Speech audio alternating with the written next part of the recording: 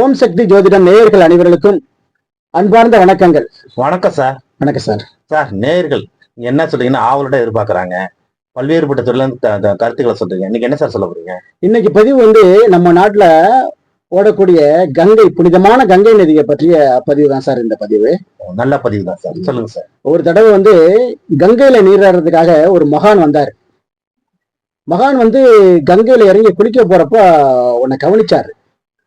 அங்க ஒரு சாக்கடை நீர் கங்கையில கலக்கிறத பார்த்தாரு. உடனே நீராட வேண்டாம்னு சொல்லிட்டு கரையேறினாரு. Okay sir.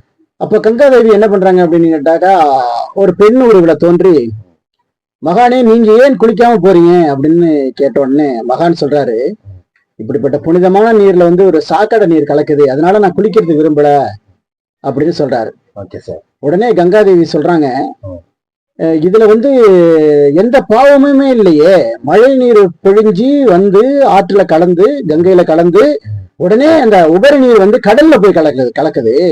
அந்த பாவங்களை கடல்ராஜன் ஏத்துக்கிறாரு அப்படின்னு சொன்ன உடனே இவர் உடனே இந்த மகான் கங்கை கடல்ல கலக்கக்கூடிய இடத்துக்கு போய் கடல் மகாராஜனை பார்த்து இந்த கேள்வி கேட்கிறாரு. இந்த பாவங்களை நீங்க சுமக்கிறதா சொல்றாங்களே.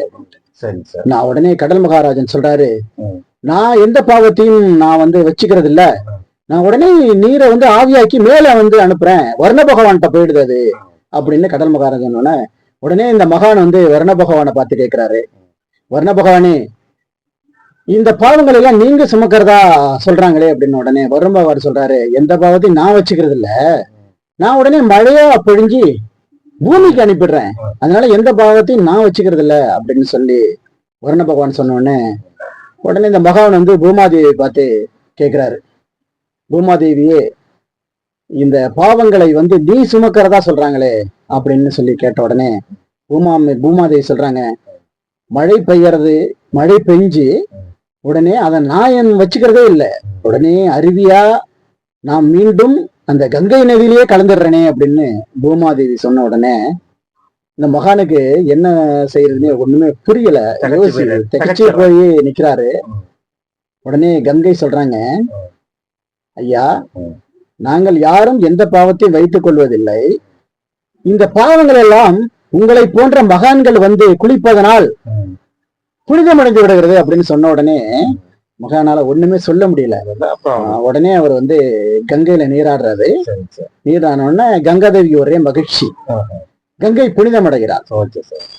ஆமா சார், இந்த பதிவு இதுல இருந்து என்ன சார் நேயர்கள் சொல்ல வர்றீங்க? இதுல இருந்து என்ன ஆன்மீக பதிவா என்ன சொல்ல வர்றீங்க? இது ஒரு ஆன்மீகமான பதிவு. இதுல இருந்து என்ன புரியுது அப்படின்னா, மனிதர்கள் இருக்காங்கல்ல, நம்மளை சுத்தி எவ்வளவு பேர் கெட்டவர்கள் இருந்தாலும் நாம யாருக்கும் எந்த ஒரு பாதகமும் செய்யாமல் இருந்தாலே நாம் மகானாக இருக்க வேண்டியதில்லை, ஒரு நல்ல மனிதராக வாழ முடியும் அப்படிங்கிற தத்துவம் இதுல இருந்து புரியுது சார். ஓகே, நன்றி நன்றி, வணக்கம் சார். அருமையான தத்துவம் சார். நேயர்களே, இந்த கருத்துக்கள் உங்களுக்கு பிடிச்சிருக்கும் நாங்க நம்புறோம்.